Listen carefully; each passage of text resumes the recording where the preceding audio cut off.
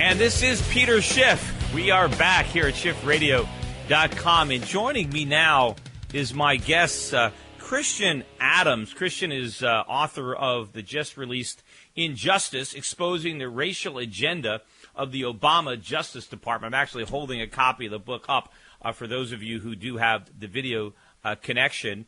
And he is a former member of the Justice Department himself. Anyway, Christian, welcome to the show. It's great to be here. Okay, so first of all, the racial agenda of the Obama Justice Department, that's a pretty harsh criticism. What are the facts that you have to back up the fact that the Justice Department now has a racial rather than a judicial agenda? Well, the case after case after case in the book describes this. I mean, there's so many. Let's talk about a couple. New York and Dayton, Ohio. This Justice Department under Eric Holder has forced these places, cities, to hire police officers and firefighters who actually fail the entrance exam but are minorities. In other words, even if you can't pass to become a police officer or firefighter in Dayton and New York City, the Justice Department is forcing these places to hire you anyhow. I mean, but is this new? I mean, didn't we have this kind of affirmative action type programs before? I mean, does this represent a departure from previous administrations trying to force affirmative action programs? Yes, because the Supreme Court has since overruled them as unconstitutional. In the Ricci case versus the Stefano a couple of years ago. So, yes, there has been a change in the law, but this Justice Department has decided to ignore Supreme Court precedent when it involves race and it involves race-based preferences. So, yes, there has been a change because the law has changed. How are they getting away with it? I mean, how are they forcing these local governments to do something that has already been ruled unconstitutional? Well, because they know that places like Dayton and New York City are not going to fight back as aggressively as they could. I mean, they know that it takes years for a case to wind its way up to the Supreme Court before they can reverse these policies. That's how. Although, why would they have to go back to the Supreme Court? If the Supreme Court has already ruled, the whole idea is that that's law, and the lower courts would recognize that and side in favor of these towns. They don't have to go back to the Supreme Court all over again if the issue has already been decided. Well, that's nice, but it doesn't work that way in reality. In reality, you have to fight and claw every step of the way. But that's just one example. I mean, the book is full of others. You have a case in Harlingen, Texas, where there was an illegal election about to take place, and the Justice Department had the law to stop it, which they did during the Bush administration, this kind of illegal election.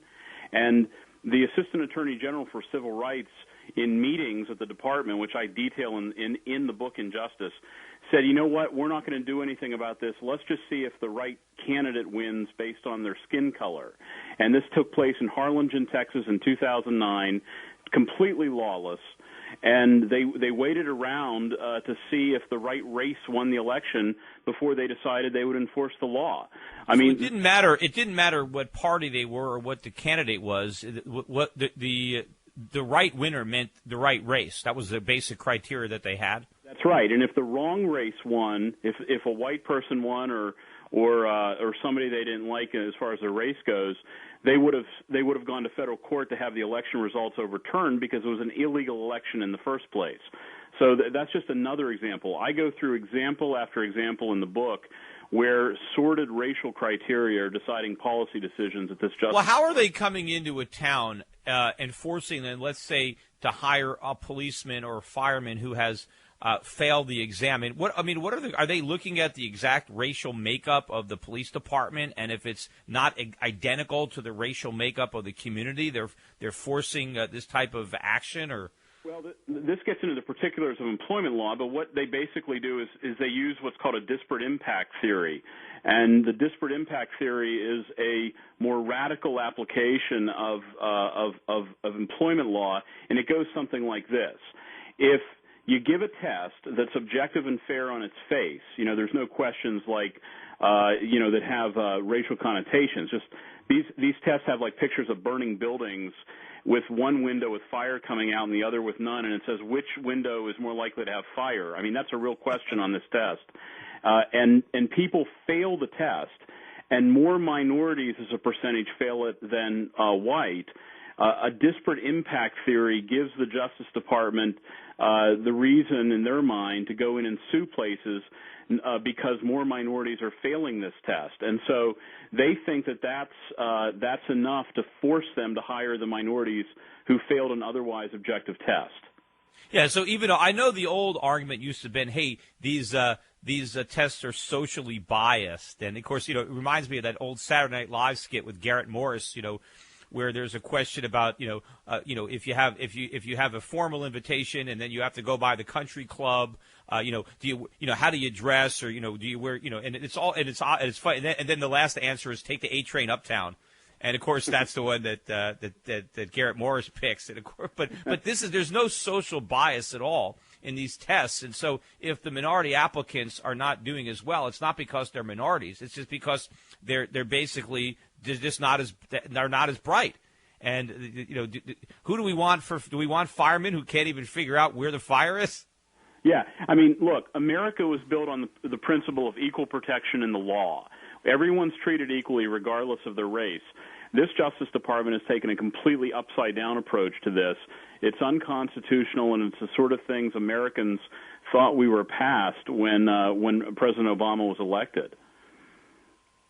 Yeah, and I guess what you're saying is the cities and towns, especially in these tough economic times, their budgets are already strained. They don't have the resources to fight, so it really is a shakedown. It's like a legal blackmail, and the Justice Department comes in and just forces these towns to do what they want with a legal gun to their head. And don't forget, it also is extending to things like mortgage lending. It's also extending to things like foreclosure. It doesn't take a large leap of logic to say, wait a minute, you're foreclosing on minorities in greater percentages. That's why this Justice Department has set up a racial mortgage foreclosure lending task force inside the Housing and Civil Enforcement section to strong-arm mortgage lenders into stopping foreclosure activities because, once again, there's a racially disparate impact. They're actually suing schools, looking at schools for school discipline policies. Well, the ultimate irony here is a lot of these mortgages were made to minorities because the government forced the banks to do it. The government forced them to loan the minority applicants even though they weren't creditworthy. So it makes sense that those applicants, those non-creditworthy borrowers who are disproportionately minorities are disproportionately being hit by the foreclosure process. So it's got nothing to do with the race. It has everything to do with the fact that people who couldn't afford houses were forced to buy them, and now they're obviously ending in foreclosure, but the race has nothing to do with it, other than the fact that it was the government that forced them to loan to minorities that were not creditworthy. You're exactly right, and let's make this perfectly clear. This Justice Department is taking the approach, therefore, to prevent these lenders from foreclosing, essentially shifting wealth to people based on their skin color. If that's not a racial agenda, I don't know what is. And, of course, what's going to backfire is, once again, banks will be less likely to want to loan to minorities if they know that, hey, if I make a loan to a minority, the government's not going to let me foreclose. So it actually ends up backfiring and tightens credit for minorities in the future because now they know that they're going to be punished if they have to foreclose. So now they have to make even more sure that doesn't happen, which means even tighter lending standards for people who are in these groups. It's a spiral that keeps going. Look at school discipline policies. They're taking the same racial disparate impact theory and applying it to school discipline. That if there's a greater percentage of minority disciplined in school, then it must be a racial problem. It must be discriminatory. One issue after another, they're using race as a criteria. Of course. So, and then that actually is a self-perpetuating moral hazard because if you basically say, hey, if you're a minority and you do something wrong, then you're going to get a less severe punishment than a white guy that does something wrong, then you simply encourage more of that behavior because you remove the negative consequence to the behavior. Exactly right. Now, listen, I cannot overstate the power of this agency over the economy. People don't understand, and I write about this in Injustice in the book, they do not understand the immense power that the Civil Rights Division at DOJ has over businesses, whether it's them blocking the Amazon Kindle launch, which I write about in the book because it didn't have Braille buttons on the talking button, whether it's hotels, mortgage lenders, insurance companies, movie theaters, restaurants, They have undercover operations to investigate hotels and restaurants and apartment complexes around the country. This division that I write about in Injustice has more power over the economy than almost any other division in the federal government. So it's something that people need to understand, the level of corruption and lawlessness. Yeah, I mentioned on the show yesterday, and I guess this is part of the Justice Department, this lawsuit that was just filed against a U.S. company because they claimed that a 600-pound individual that they fired was fired solely on the basis of their obesity, and now they're suing them for it. The Civil Rights Division, that's what I write about in Injustice. Yeah, so somehow, being overweight is now a protected class, and now, companies, you have to weigh your employees before you fire them, and if they weigh a certain amount, you better be careful, because if you fire them, you might end up with a lawsuit. I mean, that means, hey, don't hire any overweight people in the first place, because, hey, if you have to let one of them go, look out, you might find yourself on the other end of a legal gun.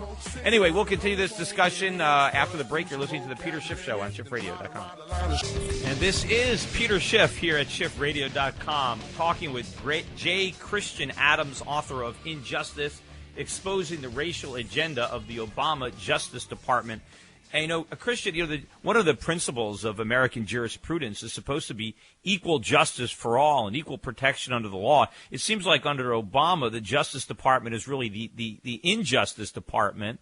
If the government's going to come in and force these cities to hire, let's say, a minority firefighters who fail the exams, those jobs come at the expense of, let's say, a white applicant who otherwise would have been hired, who was more competent, but is now denied that job based solely on the color of his skin. Well, that's exactly right, and it harms the level of quality in the police force and the fire department. You don't want to have police officers who fail exams. You have exams for a reason, and to make race the base of hiring is dangerous. It's not just illegal; it harms public safety, and that's what's so outrageous about this shift in policy. Yeah, I mean, would they allow this? What about for air traffic controllers? What about for pilots? I mean, would the government say, hey, I want you to hire pilots that flunk a flying exam? Would you want to fly on that plane? And if they did that, if you saw a black pilot, you might not even want to get on. You might be afraid. Does he really know how to fly? Yeah, that's the other danger, is this demeans everybody. When one of the great things about this country is that it gives people equal opportunity to do their best based on their merit. That's what our economy is supposed to be based on. That's what our law is supposed to be based on.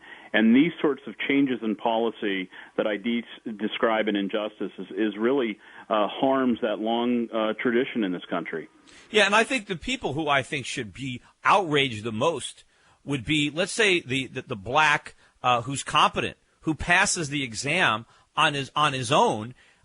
He now is going to be diminished because now he's got like a chip on his shoulders, because the other people on the force, they might think, hey, maybe you flunked the exam. Maybe the only reason you have this job is because of the color of your skin. And so now there's a prejudice against him that wouldn't otherwise exist. In fact, these laws are actually creating a more of a racist society than would be without these laws, because they're causing people to doubt the competence of people who are minorities who have jobs, because they have no idea, did you get the job because of your competence or because of the color of your skin? Well, that's one of the messages in my book, Injustice, is that this DOJ Civil Rights Division is tinkering in so many ways with the free market of labor, of capital, of housing, in ways all based on racial criteria. And people just underestimate the power of this agency. Most people don't even know about it. The Civil Rights Division, what is that? It's huge. I mean, I list the companies that have been sued by this organization. Let's take Adams Mark Hotels. Adams Mark Hotels was sued by an attorney named Charlotte Jackson in the Housing and Civil Enforcement section. They were sued for purported racial discrimination. I describe how Ms. Jackson thinks that the word picnic, like we all go and have chicken and so forth, she thinks that it's a racist term, and she bans the use of it in planning housing section events.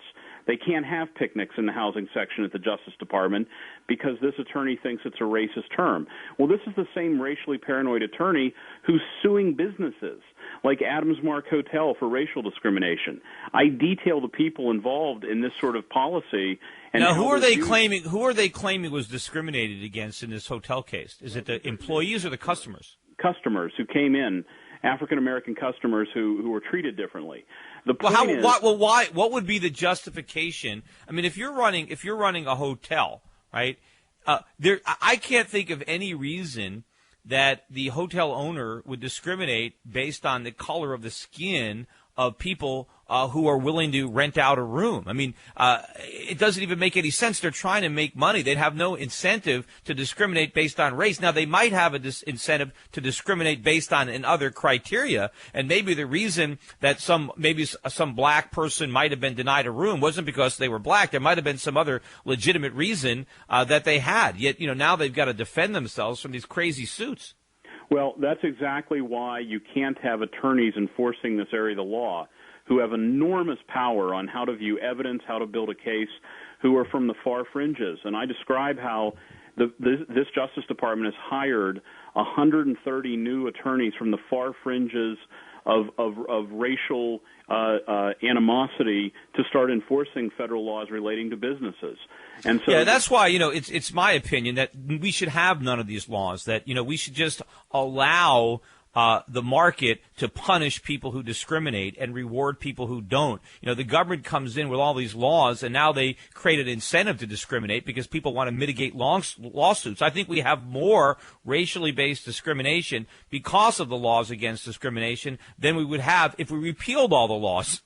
Well, and when you have radical attorneys, and I name names in the book Injustice who these people are, when you have radical attorneys enforcing these laws, the external effects are even worse. Yeah, I mean, do you have any other specific examples of these civil rights-based lawsuits? Yeah, and let me tell you about upstate New York.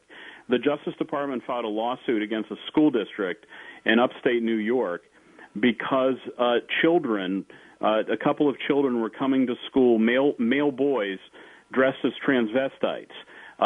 They wore high heels, stilettos, pink wigs, mini skirts, and the school said, you can't do this. This is just totally inappropriate. And the Justice Department sued the school district to force them to accommodate these child transvestites. Well, how can they be transvestites when they're just, they're 10? 15. 15, but I don't even think, I don't even think they would allow women to come dressed that provocatively in stiletto heels, and I mean, they probably wouldn't even let girls dress that way, let alone boys. But like the Justice Department does anything better to do? Then I mean, schools could be able to have any dress code they want.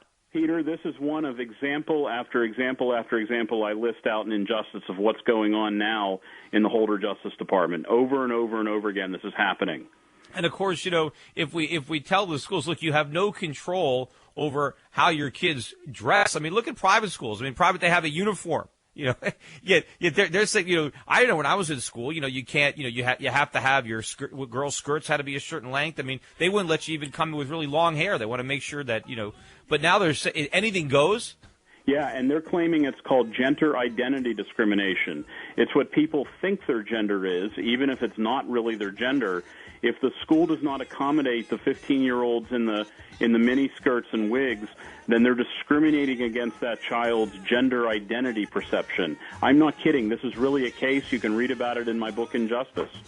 Yeah, well, all the injustice is happening at the Justice Department and other government agencies under the guise of justice. Anyway, hey, thanks for coming on the show. Thanks for writing the book. This is important information that needs to get out. Everybody else will be back. We got another full hour coming up at the Peter Schiff Show here on SchiffRadio.com.